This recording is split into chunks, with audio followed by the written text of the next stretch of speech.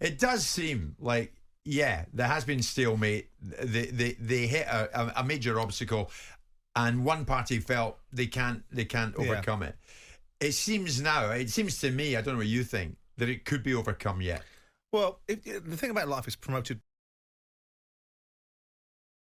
I mean, it does seem like, yeah, there has been stalemate. They hit a major obstacle, and one party felt they can't overcome it. It seems to me, I don't know what you think, that it could be overcome yet. Well, the thing about life is promoted bias. If you don't like Frank Warren and Tyson Fury, you're going to have your view and made your mind up when this fight gets stopped. If you like Eddie Hearn and his fighters and Andy Joshua, you're going to have your view on them. In this instance, it's about wills and ways. I'm not entirely sure that we heard a continued will from Usyk's camp to try and make the fight happen any further. If you believe Frank Warren, and he was as robust as he wanted to be, about the will to get this fight on, then if you've got the will, you will always find a way. Now, the will has to be matched from the other side. And I do think there has to be some concessions. If it is an argument about... Frank's analogy about Barnett and Manchester United is an unfair analogy, because first of all, Oleksandr Usyk isn't Barnett. And second of all, he's earned the right to be in a position to be able to command and demand a certain amount of money. And it's all about money, and it's now about, I believe, it's really about egos in the room. The fighters are now determining, and not their managers, and not their representations, and not their promoters. It's the two fighters going, I've had enough of him. I won't be ridden like a donkey. I'm no longer going to give him this, that, and the other. The rematch clause goes in, and it goes in probably on a 50-50 basis.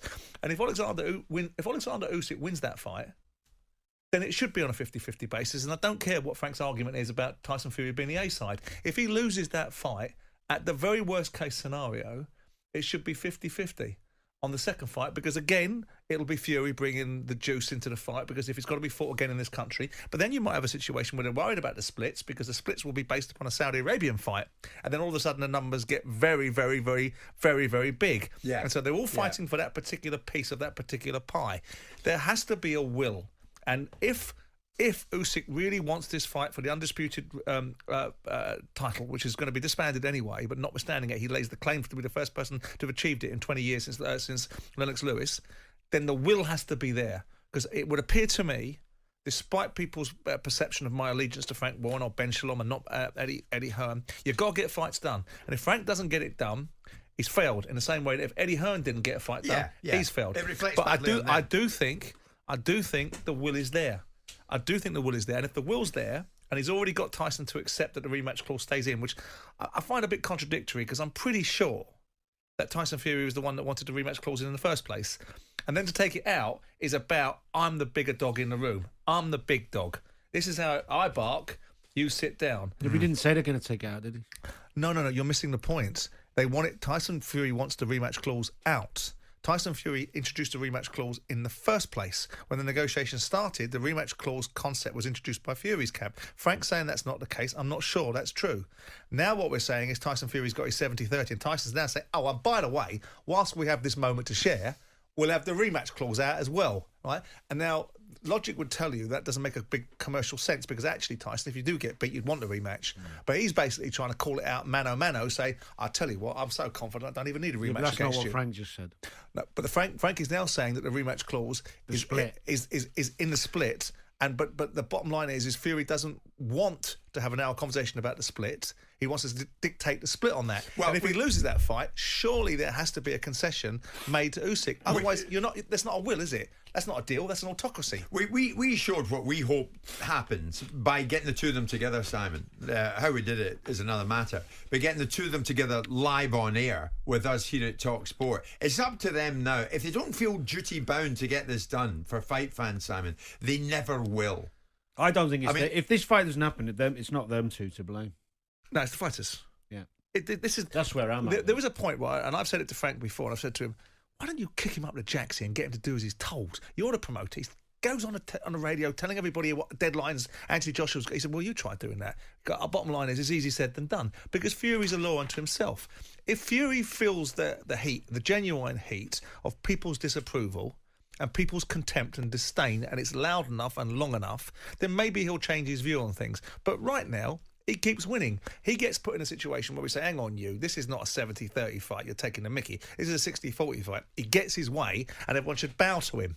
So he's used to getting his own way, and there needs to be some sort of acceptance, however big you are, however strong you are in the world, that somewhere a deal needs to be done that works for both parties. And Frank's argument, I know what his argument is, he's lucky. He's getting 30% of a purse that he'd never get. That works to a point. But when you get into a rematch situation, there's a different discussion there, because if your boy gets beat, you can't even be really suggesting that Usyk doesn't get a really different dimension on that basis. But it sounded like he was 50-50, didn't it? No, it didn't. Sorry, it didn't. Sorry, it sounded like he was happy with 50-50, but it didn't sound like that. Won him it more. Sounded like the fact. Well, it sounded like the fact that Usyk's going to get a somewhat similar deal, or maybe 60-40 to Fury, even if he won the fight.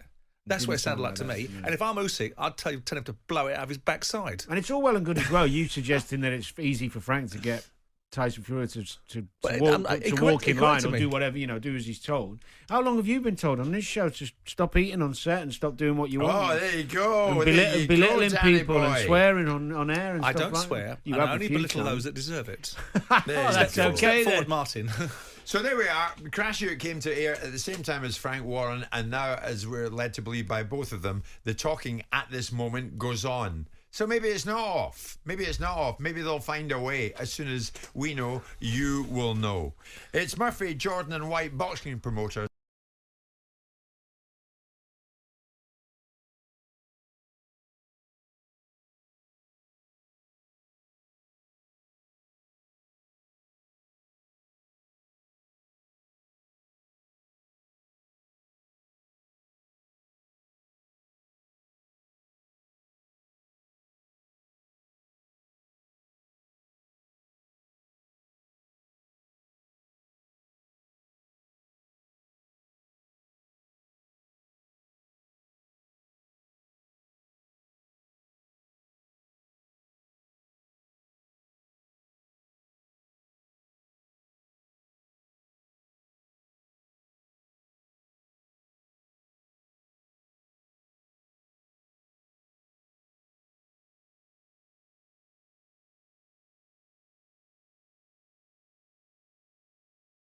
Up the antes completely. Never worry about what's in the future and how many more dollars you can get after you've been defeated.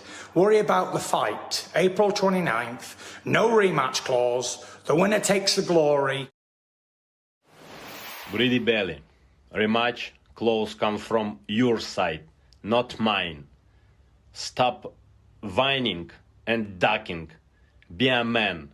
In the contract or vacate the belt. I need undisputed. And not to play your stupid games.